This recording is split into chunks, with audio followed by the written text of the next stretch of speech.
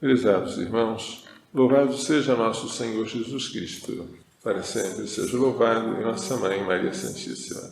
Estamos no 11º domingo do tempo comum, ano A, e a liturgia nos oferece hoje um trecho do livro do Êxodo, em que o Senhor prepara a aliança. Chama Moisés e diz: assim deverás falar aos filhos de Israel.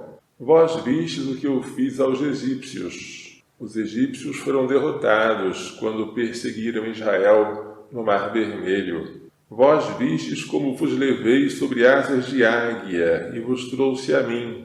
Como Deus foi carinhoso e previdente com aquele povo. Agora vem a proposta. Se ouvirdes a minha voz e guardardes a minha aliança, sereis para mim a porção escolhida entre todos os povos, porque minha é toda a terra. Deus é dono de tudo, mas convida Israel a ser a sua propriedade particular. Sereis para mim um reino de sacerdotes e uma nação santa. Em um povo, todos pertencem a Deus, mas só os sacerdotes se aproximam de Deus para oferecer sacrifícios em favor do povo. De maneira análoga, todas as nações são de Deus, são propriedade dele, mas o povo de Israel é chamado a se aproximar de Deus para oferecer sacrifícios, para exercer uma função sacerdotal em favor das outras nações. Este é o sentido de reino de sacerdotes. Vós sereis uma nação santa. Santa quer dizer separada. Uma nação que vai se comportar de maneira diferente das outras, que vai seguir uma lei dada pelo próprio Senhor e não vai se entregar à idolatria. Se ouvirdes a minha voz e guardardes a minha aliança, sereis para mim um reino de sacerdotes, ou um povo sacerdotal, e uma nação santa. Uma nação que busca viver a santidade, a semelhança de Deus, que é santo. Esta é a proposta que é feita ainda no capítulo 19 do Êxodo. Os 10 mandamentos vão ser dados no capítulo 20. E depois virá o ritual da aliança feita com sangue de novilhos. Mas estamos ainda no começo, na proposta da aliança, que o povo é convidado a aceitar. A segunda leitura é tirada da carta aos Romanos e fala do sacrifício redentor de Cristo, pelo qual nós fomos reconciliados com o Pai.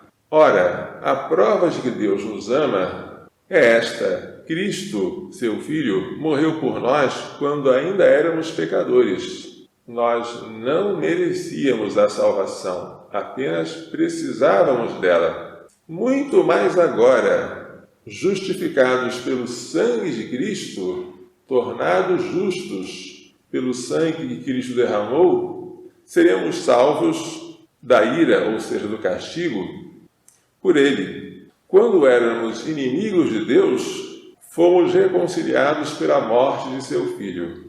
Quanto mais agora, já reconciliados, seremos salvos pela vida do seu Filho.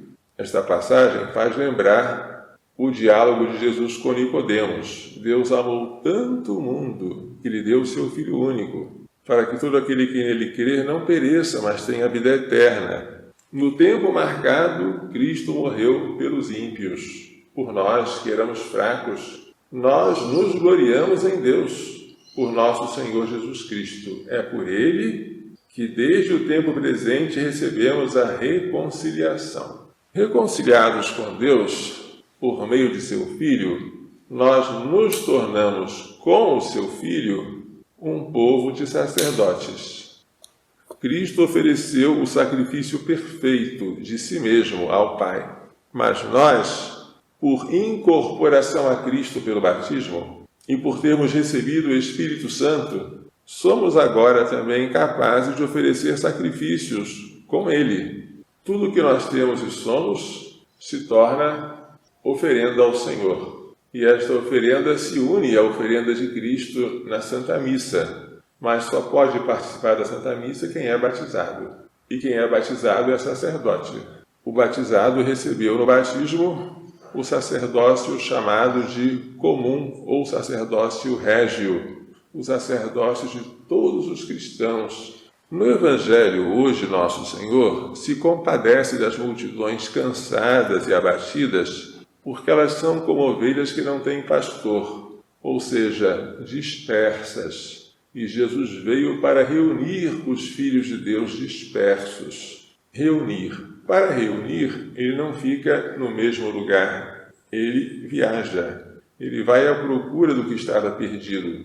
Mas percebendo que o trabalho é grande, ele convida os discípulos a rogar, a pedir ao dono da messe que envie trabalhadores para a sua messe. Porque se os trabalhadores não forem enviados a tempo, a colheita se perde e é preciso colher com rapidez. Este é um trecho clássico em que Jesus pede que nós rezemos pelas vocações, para que o campo de Deus, a seara de Deus, a plantação de Deus não se perca por falta de ceifeiros, por falta de quem vá colher. Logo depois, Jesus chama 12.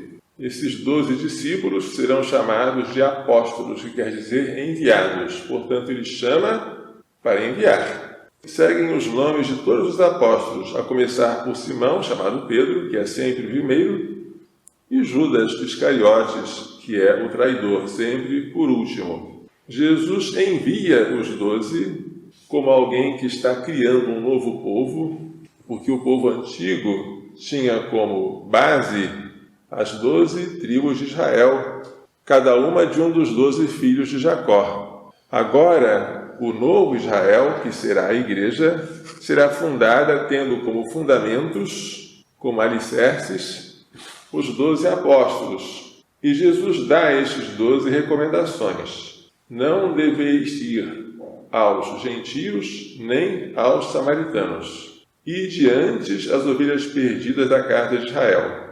Por enquanto, a missão daqueles 12 é restrita. Não devem ir ao mundo inteiro, mas só aos israelitas. No futuro, os discípulos serão enviados a toda parte. Por que primeiro aos israelitas? Porque Israel é o povo que Deus escolheu para ser instrumento de salvação para os outros povos. Se Israel não foi fiel a esta missão, paciência. Agora os discípulos vão aos outros povos, mesmo com a rejeição de Israel. Mas, por enquanto, eles têm que investir na salvação do povo de Abraão, do povo escolhido por Deus no Antigo Testamento. Em vosso caminho anunciai, o reino dos céus está próximo. O reino dos céus é dos céus, não é da terra. É o reino de Deus que veio para reinar.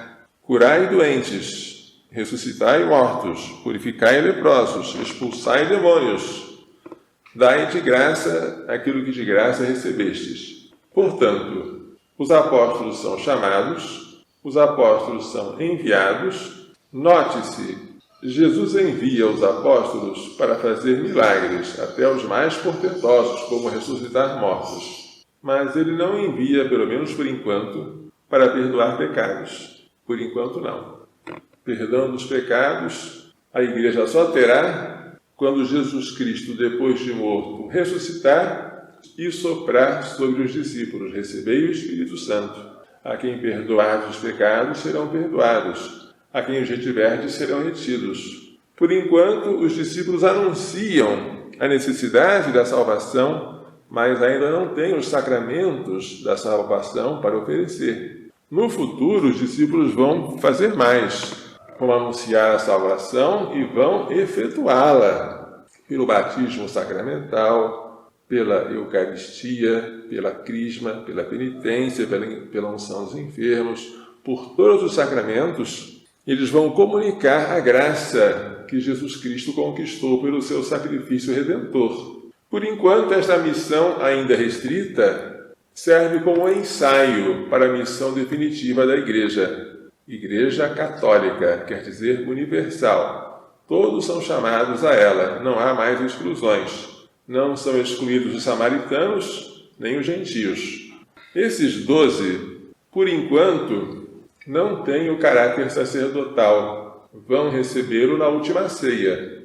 Na última ceia, eles serão convidados por Jesus, fazem isto em memória de mim, a perpetuar sobre os altares o sacrifício incruento do seu corpo e do seu sangue, em memória do sacrifício da cruz. A Igreja, ela é uma propriedade especial de Deus. Todos os povos pertencem a Deus. Mas agora, nós que estamos no Novo Testamento, fazemos parte de um povo particular que Deus escolheu para ser um povo sacerdotal e uma nação santa. A Igreja serve, portanto, para oferecer sacrifícios a Deus pelos outros povos que não oferecem e para ser santa, a fim de irradiar a santidade aos outros que ainda estão nas trevas. Esta é a missão da Igreja.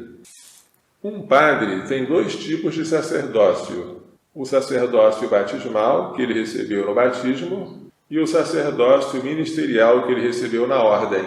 Mas, enquanto o sacerdócio batismal aproveita a ele próprio, ele se salva por meio do seu sacerdócio batismal, o sacerdócio ministerial serve para os outros. O padre administra os sacramentos não para si mesmo, mas para os outros.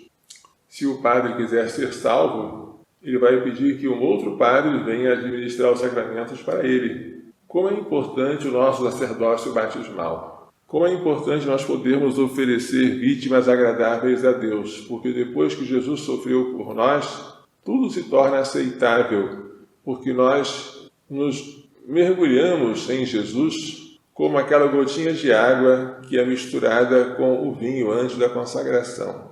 Estamos no ano vocacional e devemos pedir ao Senhor que envie operários, que não deixe o seu campo se perder por falta de ceifeiros, que não fiquemos com falta de sacerdotes que nos possam oferecer o santo sacrifício, nem que fiquemos com falta de santidade. Só os sacerdotes podem nos dar a graça que nos santifica. É preciso pedir pelas vocações e pela perseverança e santificação daqueles que já foram chamados. Vamos pedir a Maria Santíssima, aquela que respondeu tão fielmente ao chamado de Deus, a Mãe da Igreja, Rainha dos Apóstolos. Vamos pedir ao seu castíssimo esposo São José, que nos façam entender e pôr em prática as lições desta liturgia. Louvado seja nosso Senhor Jesus Cristo, para sempre seja louvado, e nossa Mãe Maria Santíssima.